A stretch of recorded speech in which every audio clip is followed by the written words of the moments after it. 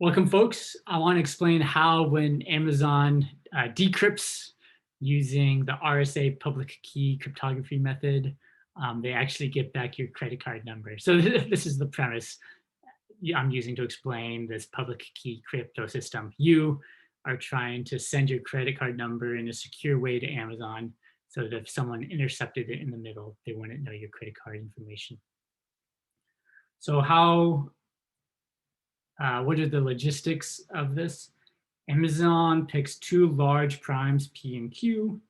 They then use the Euclidean algorithm to generate two even larger numbers, E and D, such that P minus 1 times Q minus 1 divides evenly into E times D minus 1. Okay, so just pretend we found these large primes, P and Q, and from them we found E and D satisfying this strange property that P minus 1 times Q minus 1 divides evenly into ED minus 1. Amazon keeps P and Q and D private, but their public keys that they broadcast everywhere are E and the product, P times Q. To send Amazon my credit card number X, what I do is I take X, which is private to me, my credit card. I raise it to the ETH power, and then I compute that mod PQ. Okay. Amazon receives this encrypted message R. To decrypt, they raise R to the ETH power, which is private to them, and then take that mod PQ. This returns X mod PQ, but since PQ is so large, it's the product of two 100-digit primes, and my credit card number is only 16 digits, X mod PQ is just X, because X is so much smaller than PQ. All right, so the question we'll address right now is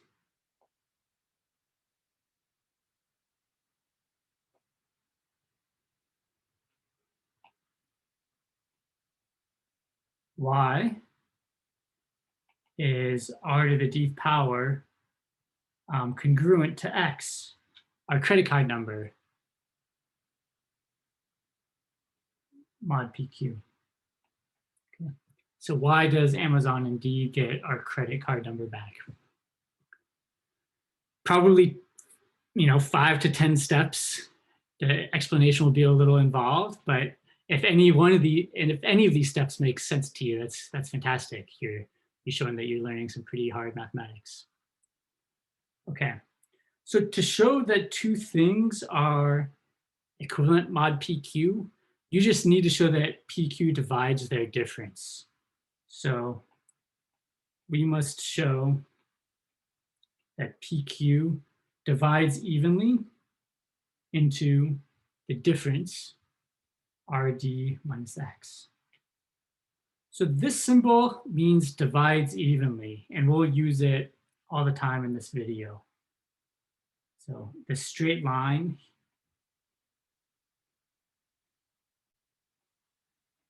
means divides evenly into.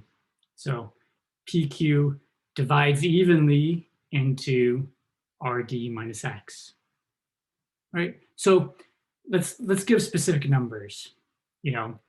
Y is 13 equivalent to 1 mod 12, for example. Well, 13 is equivalent to 1 mod 12 because the difference, 12, is divisible by 12. 12 divides evenly into 13 minus 1.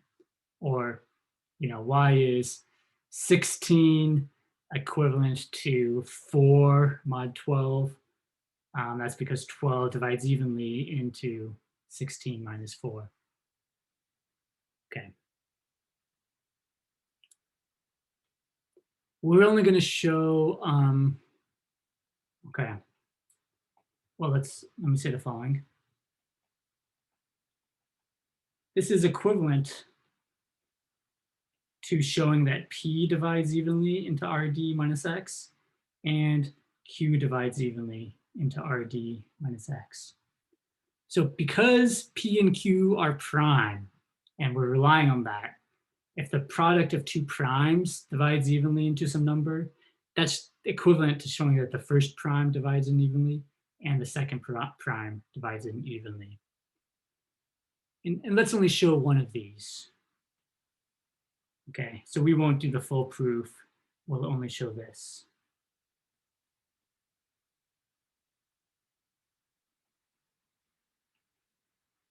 Just for the sake of time. And I'm just giving you the idea of some of the tools that are used. Okay, so our task is now to show that P divides evenly into RD minus X.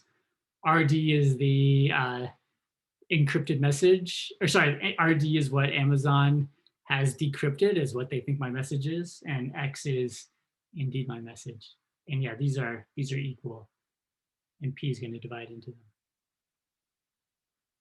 Okay. So we're trying to show that P divides evenly into RD minus X. Let's first consider RD minus X mod PQ. R was just X to the E, right? R was my encrypted message. It's just X to the E. So R to the dth power is just X to the power E times D.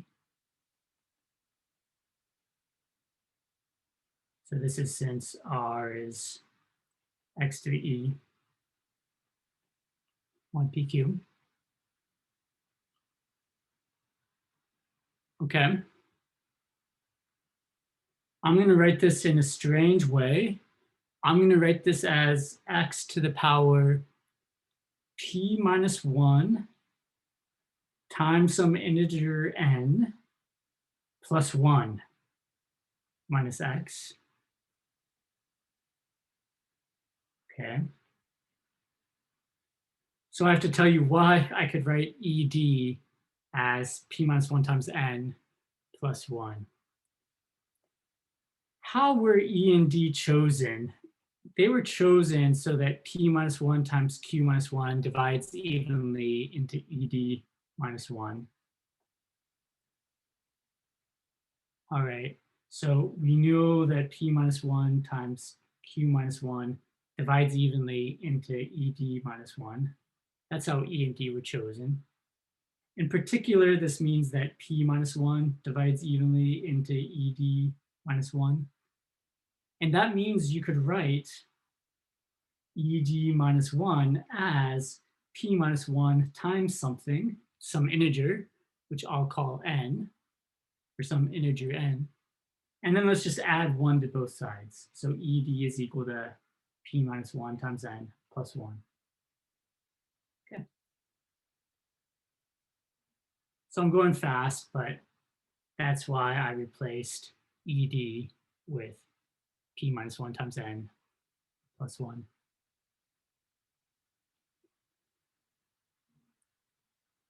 I have X in both of these terms. So next we're going to factor out this X. So now I just have X to the power P minus 1 times n minus 1. Okay. Okay. So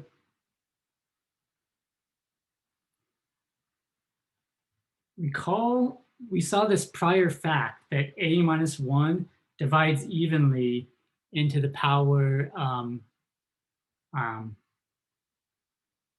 into a to the nth power minus 1. Okay, this is one of the prior facts that we saw right here. A minus 1 divides evenly into the a to the n minus 1. Okay, so take a to be x to the p minus 1 power to get that x to the p minus 1 divides evenly into x to the p minus 1 to the nth power minus 1. Okay, so since x to the p minus 1 power divides evenly into this term, I can write this term as x to the p minus 1 times some integer k. So I can write all this as x times x to the p minus 1 times some integer k.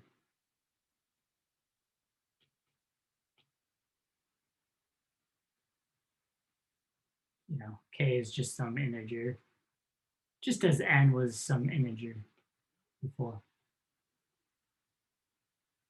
I'm missing the minus 1.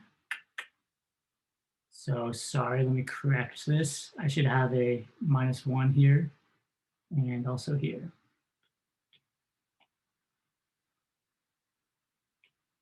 A minus 1 divided evenly into a to the nth power minus 1. Here, take a to be x to the power p minus 1, and I get x to the power p minus 1 minus 1 divides evenly into x to the p minus 1 to the power n minus 1. And so since this divides evenly into that, I can rewrite this as x to the p minus 1 times some integer k. All right.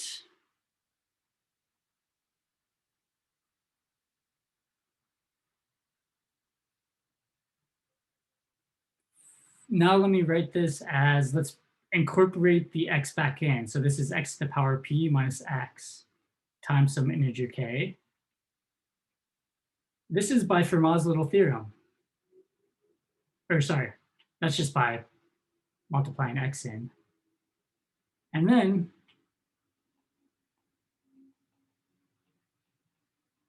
by Fermat's little theorem,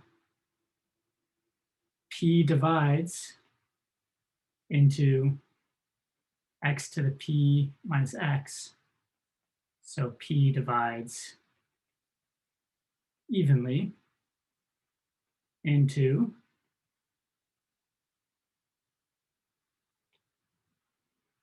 rd minus x.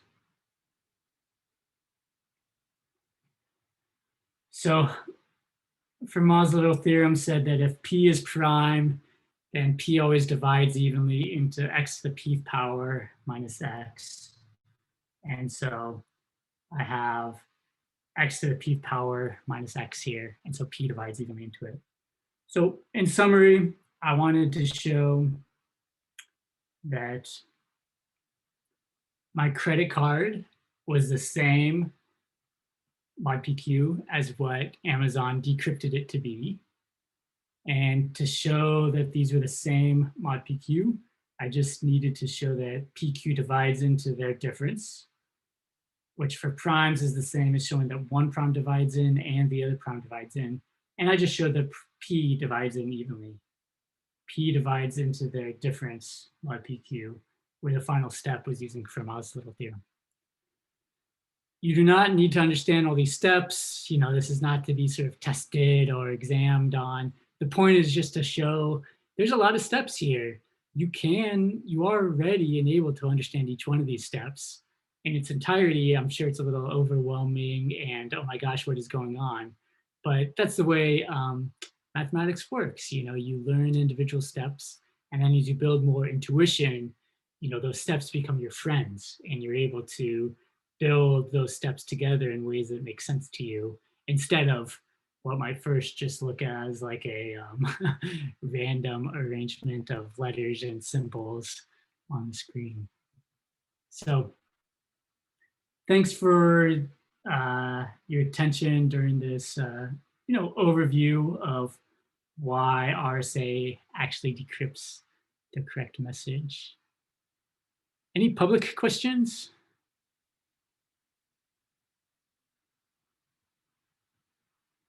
All right. Thanks so much.